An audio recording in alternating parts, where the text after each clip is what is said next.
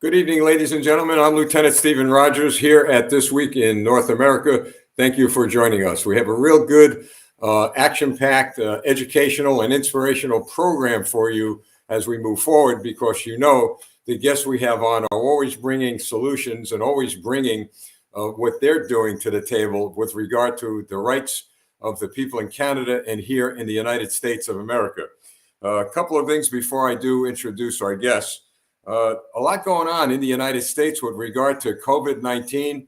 The courts finally on the state level and now the Supreme Court are beginning to shut down the mandates of federal workers, of nurses, of doctors, and on and on and on.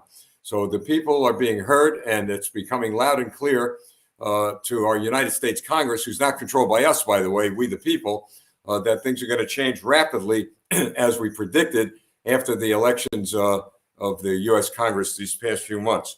Now, a couple of things that I want to share with you before I introduce our first guest.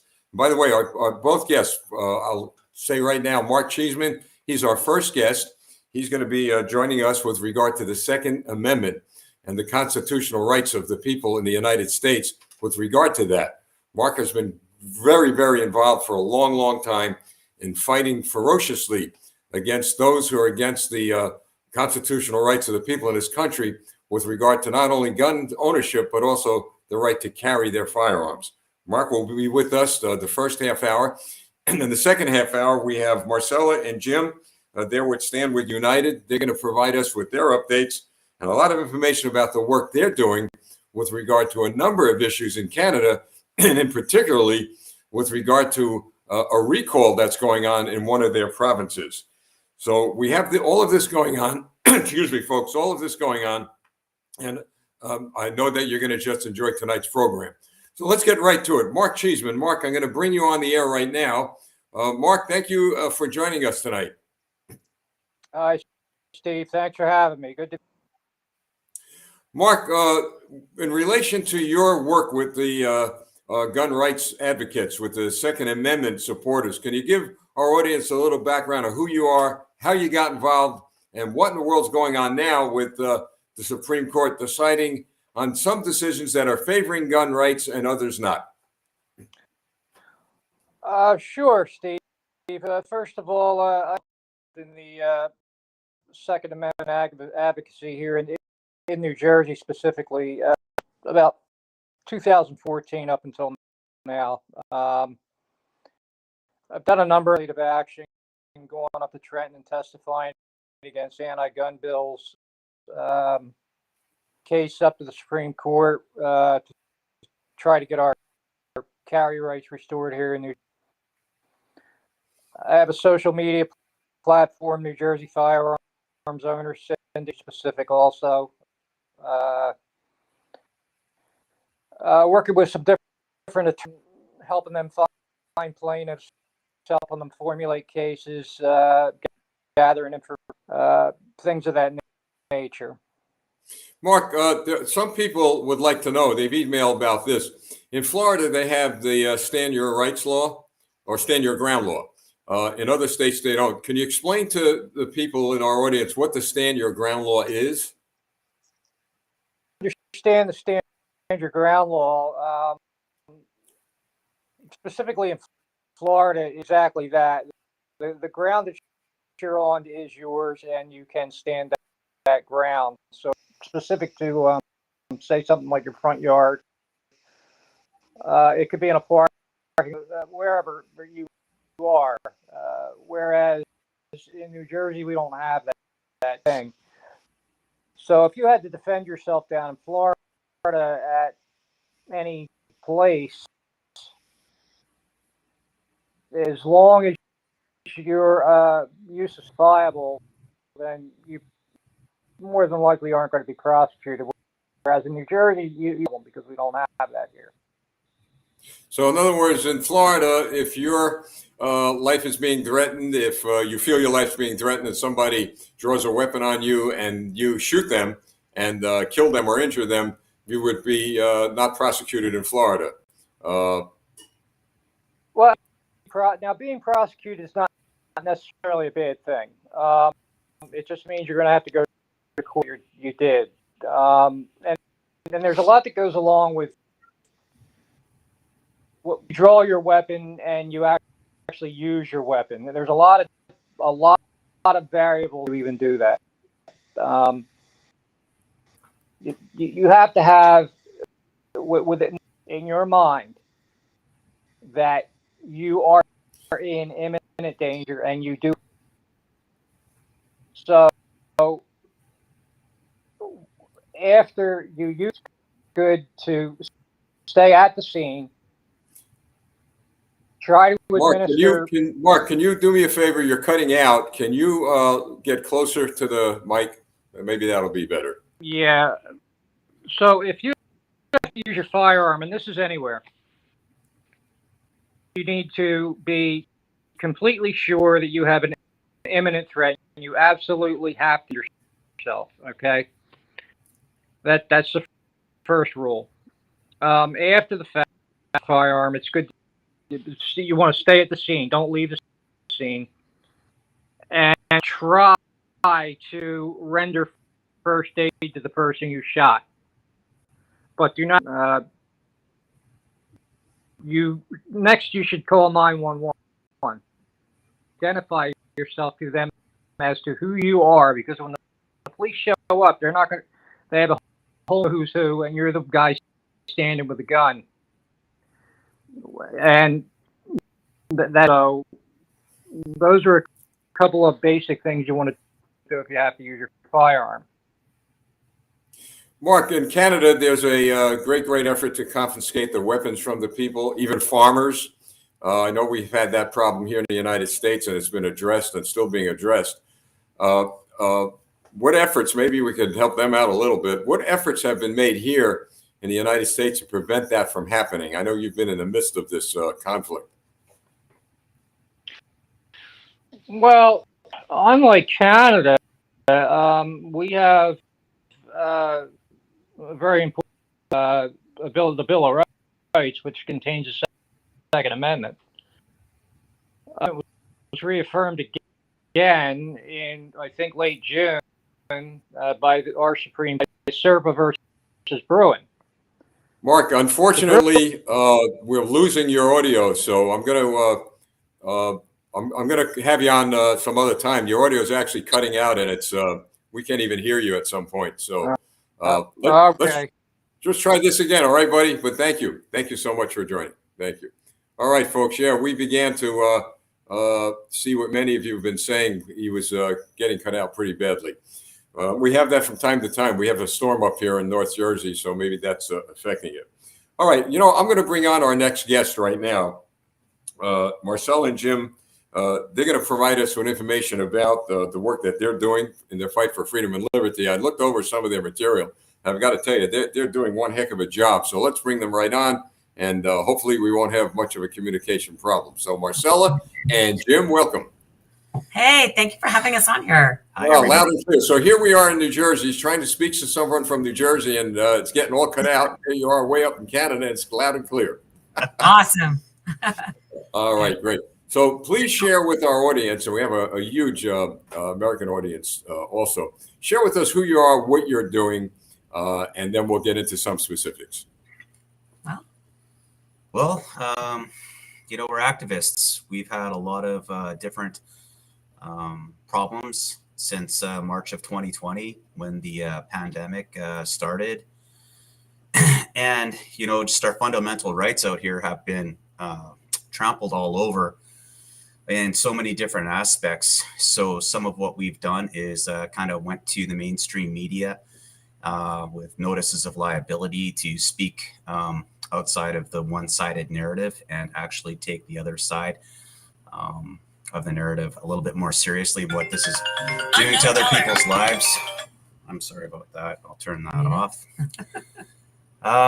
We have stood up to the media. So the mainstream media, the media is the virus, was our initiative, and we took that pretty seriously. We've stood up to the College of Physicians and Surgeons because they're the ones who have kept the muzzles tightly around our medical professionals, gag orders, not to speak outside the narrative, of course. And that wasn't just here in British Columbia, that was Canada-wide.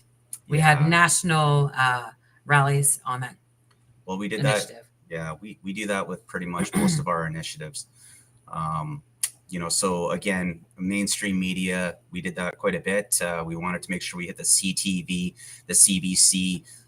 We did the global news, all the big broadcasting stations, and we did that nationwide as well. So, and then, yes, the College of Physicians and Surgeons, believe me. Okay, so for example, in April, I believe it was April, we got our fundamental rights back to participate more in society, like go to a restaurant or, a major sports event or a concert and all these other things that we were excluded from if you elected not to take the jab. And of course, a lot of people here in Canada, I think there's about 12 million of us that elected not to. So that's quite a bit of segregation and discrimination happening here in Canada. But we were all really thrilled to get our fundamental rights back as far as going to our gyms and things like that again. So anyhow, well, that happened. I did go to visit my doctor, and the receptionist asked me to put on a mask. I just put it in my pocket and waited to see my doctor. And of course, that's what I did. My doctor is in agreement that it's unfair, but it's unfair that the way they're being treated. So my point is we got to stand up to the medical tyranny, which is why we went to the College of Physicians and Surgeons. And that's where the rules are coming down to all the different medical professionals, that if you're a dentist, you still have to, sit there in a mask, but you can go to a hockey game and scream your lungs out with anybody around you. And it's tyranny because they know they've got your hands tied, okay, when you need medical help. But how many times have people been in hospitals and they're on their last leg, but you might not have the jab here in Canada. I don't know what it's like in the States, but if you didn't have yours, you couldn't go and visit your loved one in their time of need or possibly even when they're passing without a huge fight.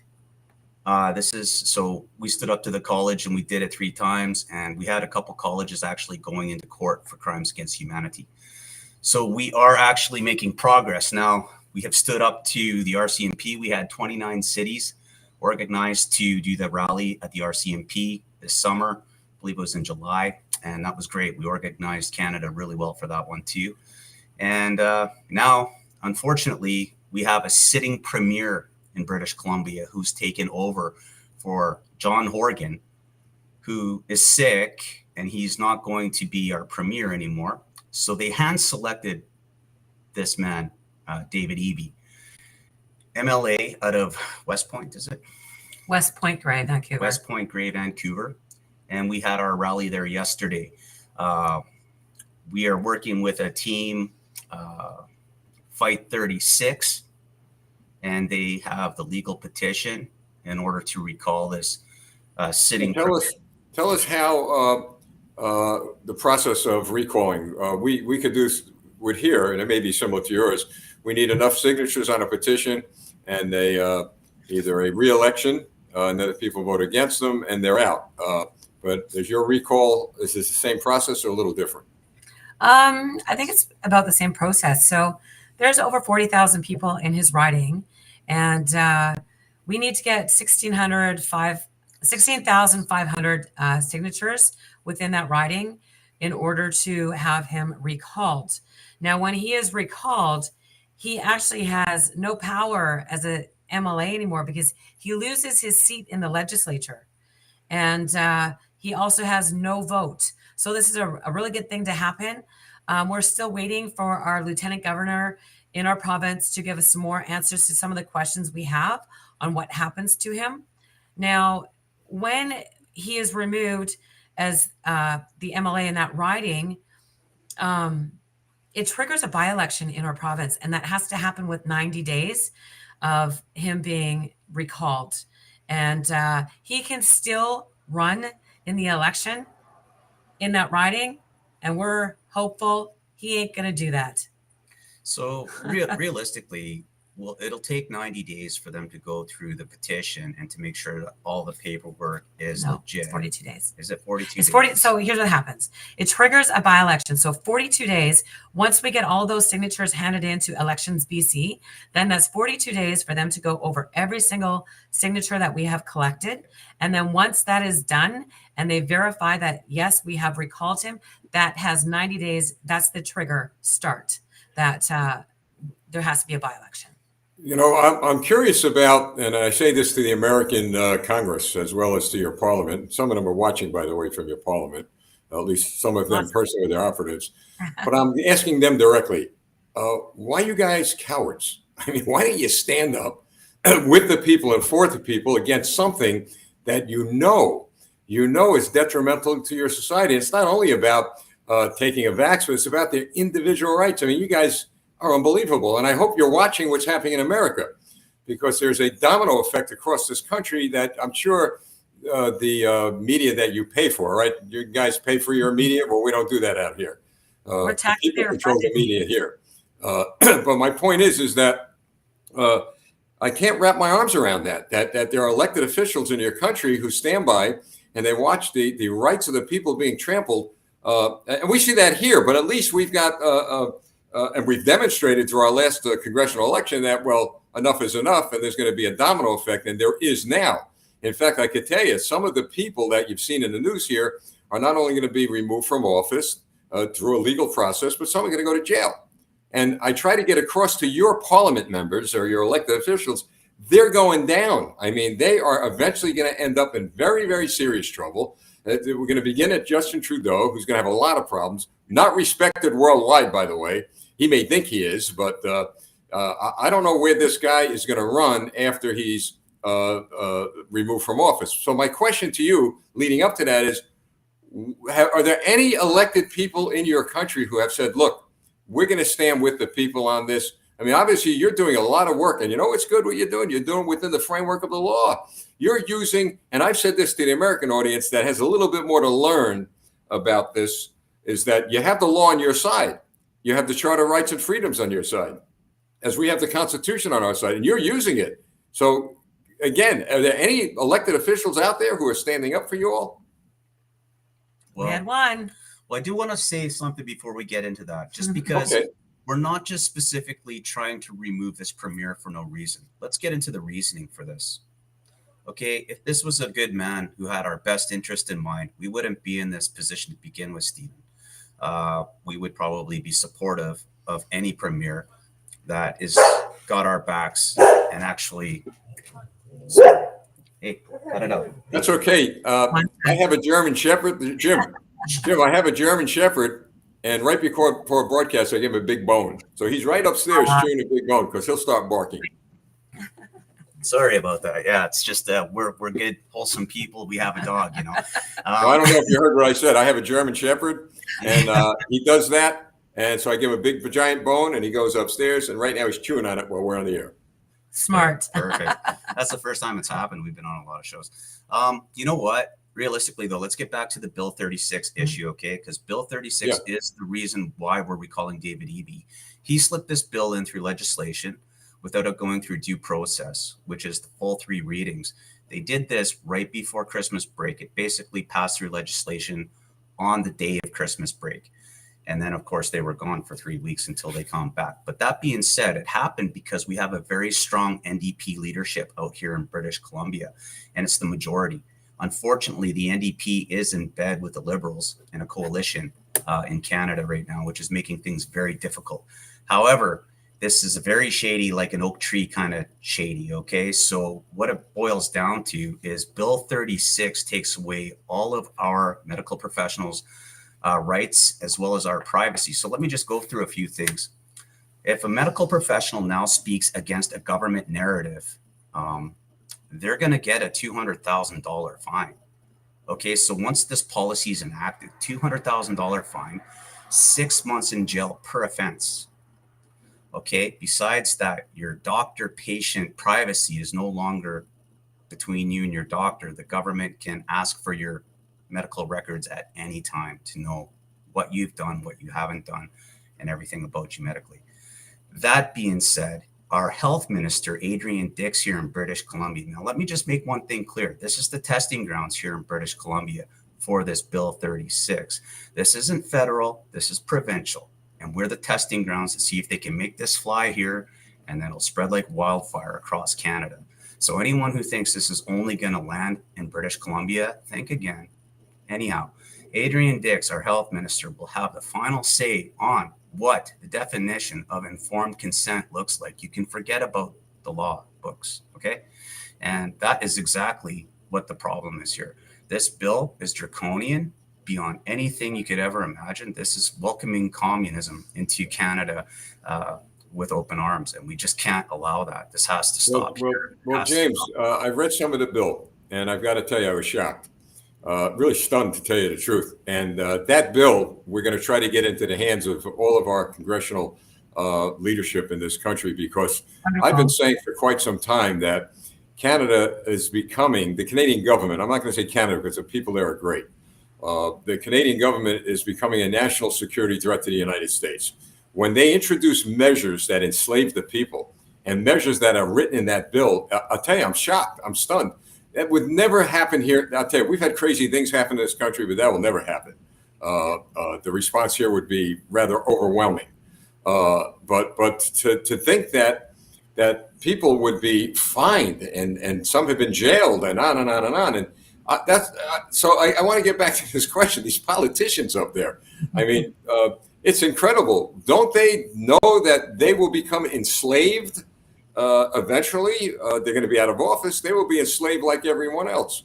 And the other thing is this, is that, you know, as you guys do your work, and you've been very successful, and I believe you're going to succeed at the end of the day, as the ship is sinking from, what do you call that, Parliament Hill? As the ship is sinking from Parliament Hill and you see everybody start jumping out windows, they're going to be, as we say in law enforcement, chirping like parrots, because they're not going to want to go to jail. They're not going to want to really have some hard times ahead in their own lives.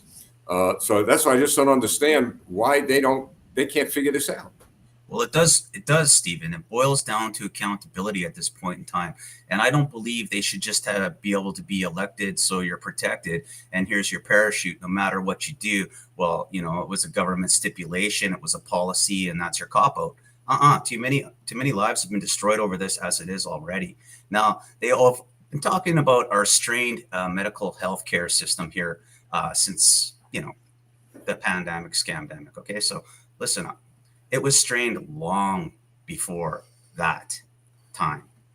And all they did is strain it more by putting all these regulations on the people who are qualified to take care of us in our times of need. So they stressed it. And now this not only affects the medical professionals that are working in the institutions, but the private business owners themselves are going to have to follow code and take whatever it is they tell them to take too. And that's just going to make them leave. Yeah, that's out of Stalin's, Lenin's playbook. This whole, I mean, this sounds like the Twilight Zone, for goodness sakes. I mean, this is really incredible. You know, are you aware of the Hague inquiry that's going on? Are you aware of that? Well, after the broadcast, I'm going to email the email of a gentleman named Alan Nicholson. We've had him on the air. They've done pretty extensive work in getting enough information for criminal charges brought against some of the people in your government and others. The Hague has agreed to they've accepted the at least the initial phase of an inquiry. I think you guys might want to talk with him, and maybe together, you know, I like the title of your organization, Stand United. Unfortunately, what we had here in the States, and now I understand in Canada, when you try to get people involved, there's turf wars, there's who's in charge, who's this, who's that. You know what? It's a house divided does not stand, says the Bible, right? That's but I can right. assure you, Alan Nicholson, his wife, and the team he has would really work well with you insofar as doing something that I want to emphasize a little bit, getting information out and enough credible, actionable information, no conspiracy theories, none of that nonsense, but stuff that you could bring in before a judge, whether it be international court or national court, that will be upheld. Something that you said to me when we were on the phone, and it resonated real good. especially with what we're going to be doing with the WEF, and we'll be announcing that soon, real soon. You talked about educating people, information, getting information out that people can absorb, look at, and learn. I have found through some of the research we've done, and I'm going to segue this to you, that the WEF, the World Economic Forum, they haven't accomplished much. I've had some people dive deep into what they're doing, what they've been doing. They haven't accomplished other than really having a lot of meetings.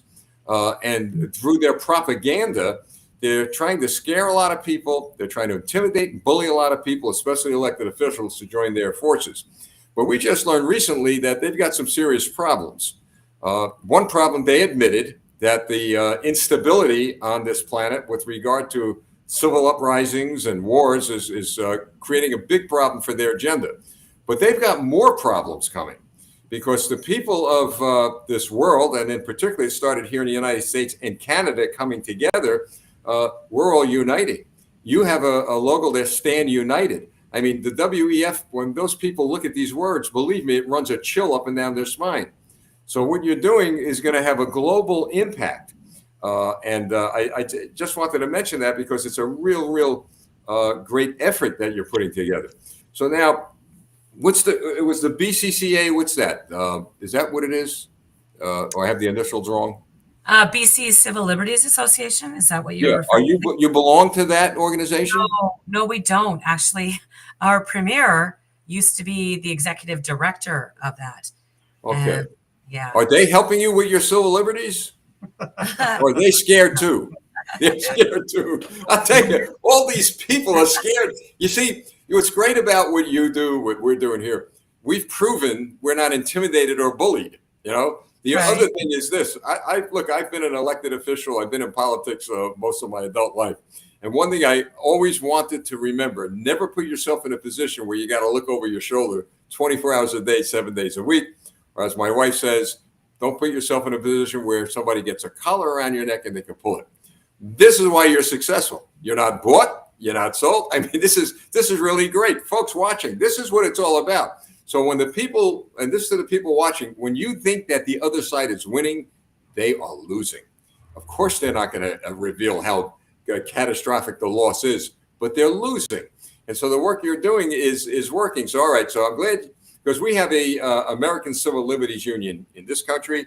And for the most part, I don't have any use for them, but they will truly represent even the conservative rights of the people if they feel that those rights are being infringed upon. But I guess the civil rights group up there is just like your media, the CBC, Canadian Broadcasting Company, bought, sold, and that's the way it goes. All right, so now where are you at now insofar as your effort, and what's your end game here? I just kind of wanted to touch on what you were saying a little bit about the WEF as well. Klaus Schwab, okay. Could you speak up, Jim? Yeah, Klaus Schwab, he brags high and mighty of how he's infiltrated the cabinets of our nation here in Canada.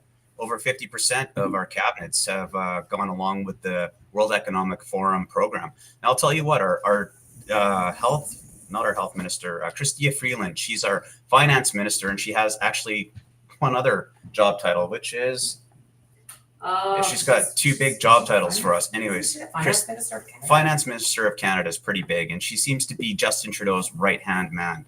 Now, she was just speaking at the Economic Forum. I was going to just tell you why I'm laughing. You said right-hand man. You know, there's a big thing going on in this country. It's man, woman, male, female. I mean, what in the world is it? But okay. I mean, you want to be realistic here and say that, yes, of course we have a fighter's chance. And you know why we have a fighter's chance is because there's people with a moral compass prepared to stand up and do the right thing.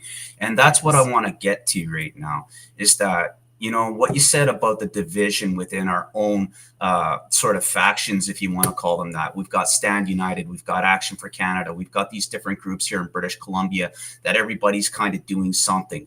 But I mean, you gotta put aside your own personal issues in order to be successful. You got to look at it like this. Okay, this is a war we're in. And if we're going to win the war, you have to be able to trust the people who are in the trenches with you to Well, have your back. all right, let's talk about that. That's a good point. It's a war. It's a war for the heart, soul, and spirit of a nation through its people. We have noticed that the WEF, whose partner is probably to some degree the Chinese Communist Party at this point, although I'm sure they're going to be fighting with each other down the road. The idea is to go after a person's religious beliefs, go after their worship of God, because they know full well that the toughest fight on anybody's hands, and we learned this in our country through the wars we fought, you can't win a religious war. There's no way you're going to defeat people who have a strong faith in God and will die for their country and for that God. So they know that they're fighting that type of war, and that's what they cannot overcome. And so when Schwab brags about people who have joined his forces, that's like the devil bragging about his evil spirits, if you will, coming into his fold. So my point is this, and your point is well taken. We have to come together. We have to understand that this is a war, but it's a war of information. It's a war for the heart, souls, and spirits of people. And I'm going to ask both of you to weigh in on this. All right, Marcelo, let's start with you. I've suggested to people here in America, and I'm sure you get the same thing, the hundreds of emails, hundreds of information that's so ridiculous. I mean, that's so dumb. All right, but they'll take it, they'll absorb it, they'll send it out, they'll become the instrument of the opposition by sending all this stuff out, and it's scaring the living daylights out of people. What I've said is delete, delete, delete, delete, block, delete, delete, and only get information from credible sources. Obviously, you're credible, we're credible, Alan Nicholson's group is credible, but there are very few credible sources, but people got to dig and educate themselves. Marcella? Oh, 100%. Do your research. And I've said that many, many times. I do live feeds on my Facebook, and, I do a lot of research for what we do. And this fear is the controller, and it's really is huge. It's a motivating factor for people. And I want to touch on the spiritual battle. I am a churched girl. And one of the things that really, really I saw from the very beginning and the get-go was when they started attacking the churches and not allowing you to sit together with your families. You're 6 feet apart. My church fell into all of the guidelines that the government instituted here. We went home to Zoom meetings. We weren't following the biblical principles. Fear ran rampant. It played a spiritual battle in that regard. And now you've got the church is all separated and divided, and fear is controlling people. We didn't even get together. We didn't even come together in somebody's house in secret. And that's a destroyer. That's a major form of discouragement for the people in the church. And so I think that attacking the churches was a very good ploy on their behalf.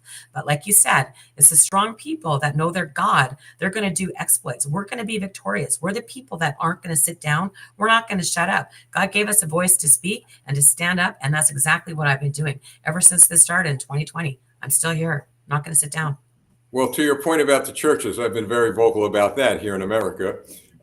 Pastors have let us down. Yep. It's easy to preach this stuff from behind a pulpit, but when you're called to arms, if you will, and we're talking about spiritual arms, we're talking about arms for freedom and liberty. Again, another group of cowards. I don't like to use names like that on the air, but I am going to begin to use that because I have no other definition for people who need to stand up as leaders and defend the flock, for goodness sakes. I agree.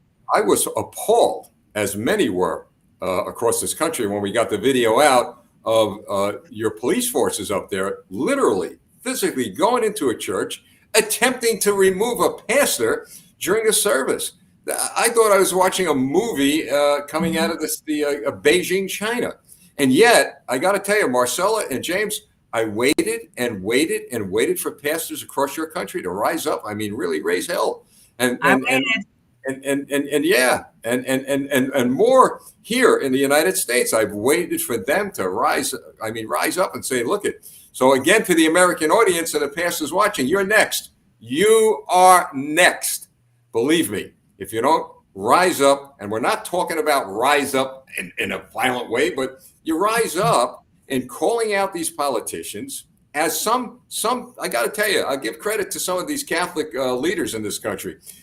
When the abortion issue came up and there were Democrats who voted, in fact, recently voted, by the way, well, it was the Congress, 140 Democrat congressmen voted that it would be doctors who would attempt to save the lives of babies who survive an abortion would be penalized, that they weren't to do that. Well, the Catholic Church finally rose up and said, that's it. They called some of these politicians out and they publicly denounced them. And that's what we need to do. But you're right, Marcelo. So any pastors watching? Well, you know what? If you men and women aren't going out and supporting people, how about this? We'll make it easy. How about pray for them? How about hold prayer meetings for them? All right. I mean, we do that. We do that here at Campaign for America. So how about you hold prayer meetings and support them through that? It doesn't take much of a man or woman with courage and strength to do that. But that's something. James, you want to weigh in on that? Well, personally, I would like everybody to realize one thing and just figure it out. You've been lied to. You've been manipulated into believing that there was ever any hope at all in eradicating COVID. It was never going to happen. If it traveled from China all the way across the planet, it's going to mutate. That's what viruses do. And we're following the science, are we not? But we don't listen to any immunologists. We don't listen to the doctors who are telling you that certain drugs were great for preventatives and even for, stopping the virus after you've caught it. But those were canceled. And that's what they did. They canceled anybody who spoke outside their narrative. So that's fear. So fear is the real virus, and the lies and the manipulation are the power. And they did that because they have the ability to feed everybody through the big machine of mainstream media. So how many people actually were scared? Understandably, in the beginning, it's pretty terrifying to hear something over and over and over and over again. Stay home, stay safe, wash your hands, stay in your bubble, all this BS. Because, what were we seeing on the news? We were seeing people banging on their pots and pans and celebrating their doctors, calling them the frontliners. People like Marcella and myself, I started marching in Vancouver with End the Lockdowns in March of 2020 with thousands of people. And we were hugging, shaking hands, living our lives, going to work. We didn't stop. So we were the real frontliners. We didn't have any PPE. We were out there showing the rest of the world that there was nothing to be afraid of. And we had people wishing death upon us, yelling at us through their masks, saying, we're out there trying to kill grandmas and grandpas. And that's the lie. They turned people against each other. It's divide and conquer. And once they demonize the people who chose not to get a vaccination. Look, I've said to people, look, I'm not anti-vax, all right? I'm pro-individual rights. If you want to get the vax, fine. If you don't want to get the vax, fine. But don't demonize people who choose not to get the vaccination. But Steve, we got something going on in Connecticut. Listen to this. To your point, this politician, he's probably going to be run out of the state real soon because he just made a mistake. But here in Connecticut, just broke the news yesterday, there's a bill proposed in the Connecticut state legislature that would, if passed, give children 12 years and older the right to get vaccines without parental consent. So here we go again. You know what? Why I chuckle over this stuff? These clowns in Connecticut, all right, in that legislature, they got to know that it's going to cause a national uproar. They got to know that there's going to be court case after court case. It'll get to the Supreme Court, and they got to know the Supreme Court's going to rule against them. But to your point, James, what does it do? It instills fear in people, right? Now, people are wondering, gee, if I don't get, if my 12-year-old wants to get a vaccine, what's next? What if my child wants to get an abortion? What if my child wants to do something without my consent? And that is all about fear. I'm glad you brought that up. Franklin Roosevelt, our president during World War II in the 40s, said there's nothing to fear but fear itself. But what you're doing And what others are doing is we're showing them we don't fear you. The only person I fear is God Almighty, Jesus Christ. Anybody else, you know what? The door. Well, Stephen, I do want to say something here. Okay, to your point, that's all really relevant, and to my point as well. But what it boils down to is Hermann Goering, during the Nuremberg trials, before he was hung to death for his crimes against humanity, was asked, how did you get the German people to go along with you? And he said, well, it was easy. It's just human nature. It was fear. And that's what it boils down to. Get in front of your fear. Don't ever give up your fundamental rights or your country or your liberty or the right to go visit your grandparents who fought for you to have a good life when they're in a care facility or any of that kind of stuff. We've got more to fight for than we've ever had to fight for in our lives, because once we lose our freedom, it's going to be really hard to get it back. So it's why we stand up. We have another initiative. When we did the College of Physicians and Surgeons, we had lawyers, doctors, immunologists create something for us called informed consent documentation, which is kind of like a notice of liability with teeth, because it's also a cease and desist order, and it is an order of malfeasance. So when we put this documentation together, it's QR coded to all of the reporting sites on adverse reactions and all the real information that they're not telling people. So they can't call it misinformation, because that information came off the trusted government websites. Studies on ivermectin, studies on hydroxychloroquine, all this other information. So when we've been handing out these notices of liability through registered mail, we've done a campaign over 600 registered mails on these things. All the bishops, all the Catholic bishops in Canada have received this informed consent. We've got one response back. That's it. There's 12 million registered Catholics in Canada. Yeah. So if they did speak about the truth, and they're actually committed to, this is worded in such a way that everybody above you in your chain of command and below you in your chain of command, once you receive this, is to be informed of it. So our next step is to be going for accountability, but we're going to need the support of people. I can't afford to take them to court. Okay, I need your help, people, and we need to pick them off one at a time. So we need to figure out our strategy, who we're going to go for first, and we're going to take that parachute away from them. You're right, one at a time. And also, I want to make it a point too. Look, I know there are people who are put in very difficult positions. You've got a family, you got to support them, you got a house, you got to pay your bills. If you're confronted with, well, you get the vaccine or you're fired. If you get the vaccine, you're not evil, you're not bad. Believe me, these are times when we, have to show compassion, and we have to understand that the people are moved by great fear. So, because I've had people who I have friends who were facing very tough predicaments. They're going to lose their homes, their jobs, their families, their kids. And they had to get the vaccine. You know what? I still welcome them as a friend because that was coercion. That was coercion. Yeah, that's against the law. It goes against our international law as well as our. Yep. But my point is this, James. When a person is losing their homes and losing everything, and their kids are going to be put into poverty, I understand. I fully understand. And so I would never demonize them like the other side's demonizing us. Yeah, right. And I find out that some of them who actually took the vaccine are probably the greatest proponents now of civil rights, because they were put in that position. And there's nothing that can be done to them because they got the vaccine. But I wanted to bring that point up because I've received a heck of a lot of heart-wrenching letters of people who were coerced, as you say, into that.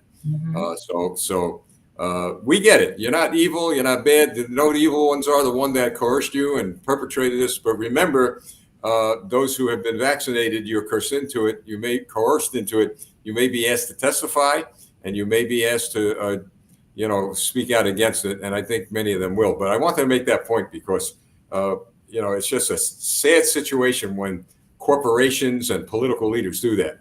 But even these political leaders who are opposed to what you're doing, opposed to what we're doing, it's all going to catch up to them. This is what I just can't put my arms around the fact that even the cops out there, I'm 38 years in law enforcement. Went up the ranks, became a police lieutenant. I know cops have to obey their orders, and then you question your orders later, okay? And in the military, the same way. But my point is this. What I don't understand with the police is the excessive force. There's no reason to use excessive force on peaceful protesters, none at all.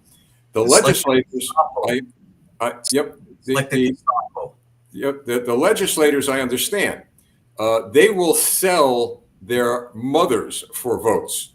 They will compromise on anything. They're corrupt. Not all of them. I know there are many good ones, but look, I've been around both kinds, corrupt ones and good ones. The corrupt ones, they're in the ash bin of history right now. And that's where they all go. The good ones move on to do greater things. But there's a domino effect now. And I shared this with the people a few weeks ago as a result of your work, our work, and everybody else's work, who is showing we are not fearful. There's a domino effect of leaders around the world stepping down. Recently, the Prime Minister of New Zealand, gone, all right, gone. You're not going to see her no more. She resigned. We're seeing uprisings in other countries over a lot of things that are pointed towards the communist doctrines, if you will, that are being introduced in their countries. So you're not going to see a lot of this on the news, but certainly the new news, the new media, people are looking at. They're looking at live streaming, which the Communist Party in China has blocked, at least tried to a great degree. Your country's trying to block it. It's not going to happen. There's always a way around it. We had to really try to embarrass Trudeau. We were going to switch Radio Free Europe to Radio Free Canada. And that's very embarrassing for a guy that's supposed to be talking about freedom and liberty. But my point is, you're absolutely right. Fear is a powerful weapon, but there's no reason for us to fear. And I will say this, and I say this not lightly, but I say it because of the facts I have. Your parliament, our Congress, those elected officials fear you more than you fear them, believe me.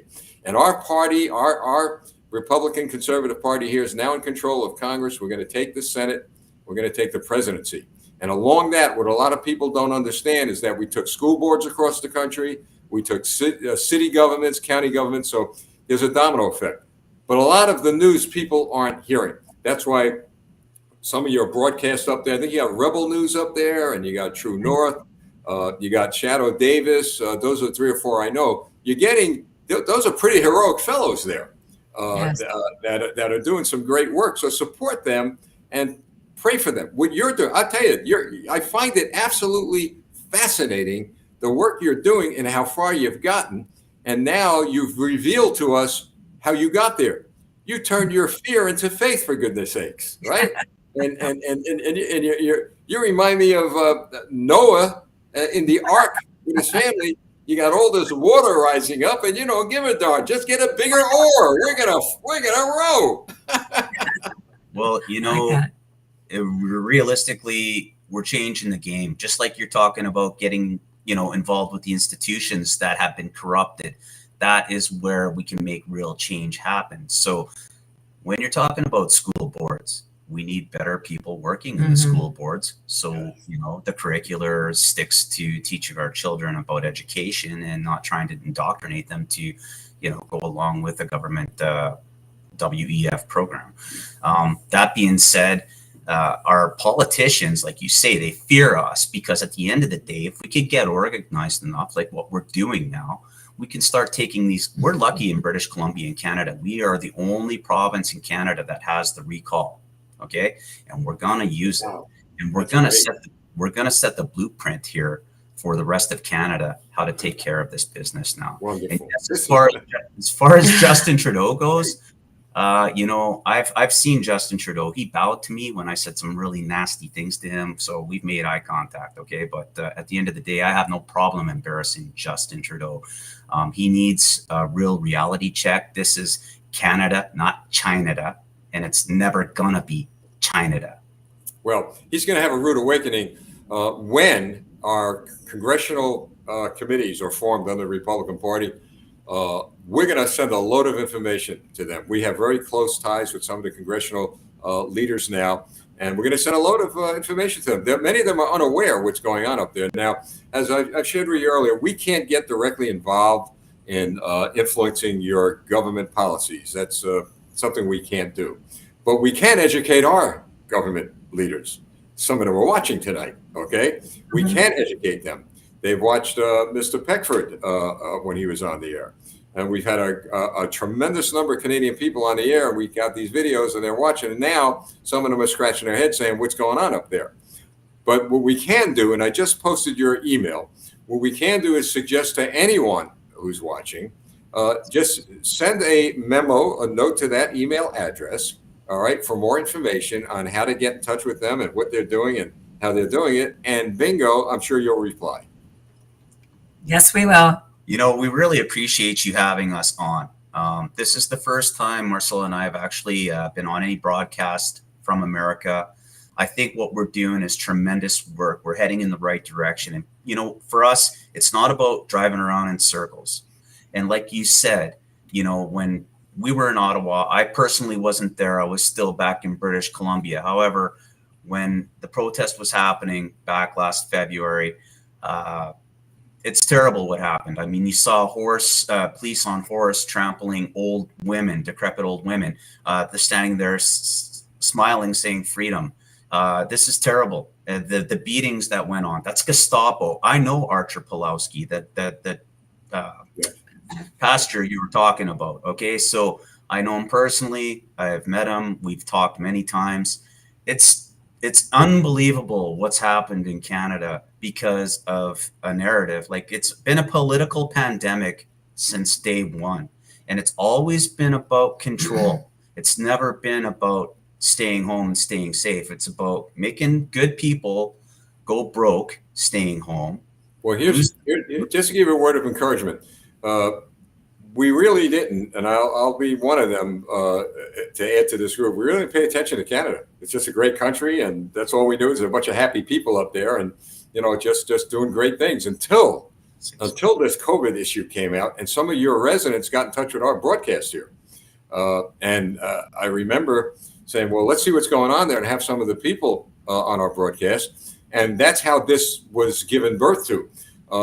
You know, we're the only live streaming broadcast media outlet, if you will, in the United States that has Canada as part of the program. The only one. And I'm proud to say that because our national security is in danger here, and we need to get the information out. But as a result, here's the word of encouragement for you of what you're doing and others. Tucker Carlson on Fox News has been really highlighting what's going on.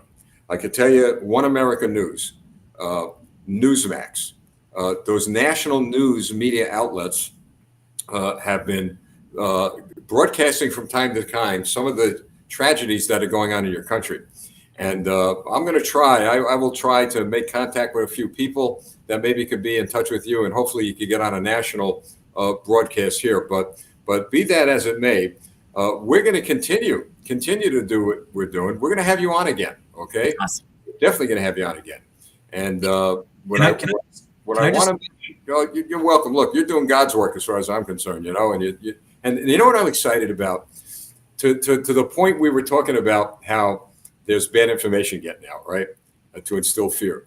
All we saw until we got on the air, and Tucker and others, all we saw was news footage of the government behaving themselves, okay? That the protesters, the rioters, and this and this.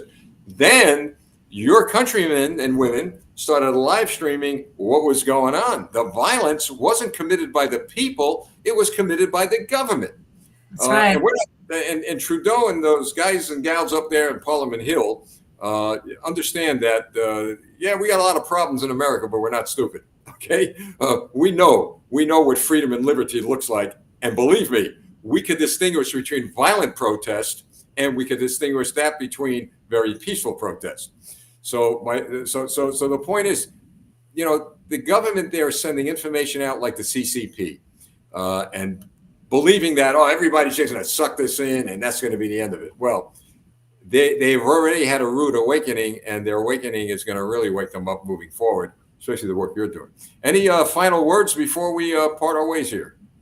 I want to say something, then I'm going to let Marcella. This is a message for my fellow Canadians right now.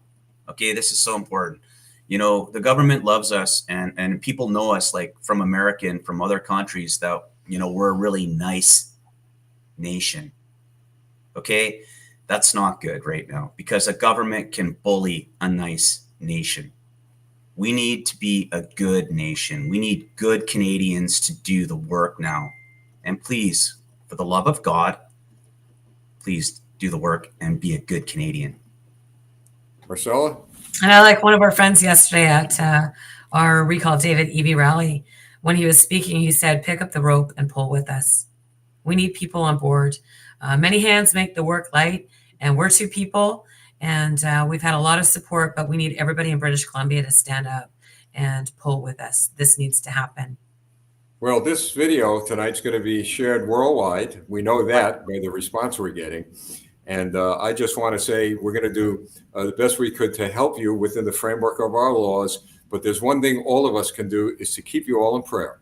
I believe in the power of prayer. I believe in the power of prayer. They're trying to take that away. Well, that's something that they can never take away. That's but right. I'm proud of you, and thank you so much. We're going to have you on again, all right? I mean, this was a real great conversation. Thank you. One more question. James, what kind of dog you have? I've got a border collie. She's going to be 11 March 3rd, and I've had her since she was like 8 weeks old. She's my baby. There you go. There you go. God bless you. Thanks a lot, folks. Thank you so much. Thank you. Thank you. Thank you very much. Thank you. Stand by, folks. I'll be with you in a few minutes. Break for a quick commercial.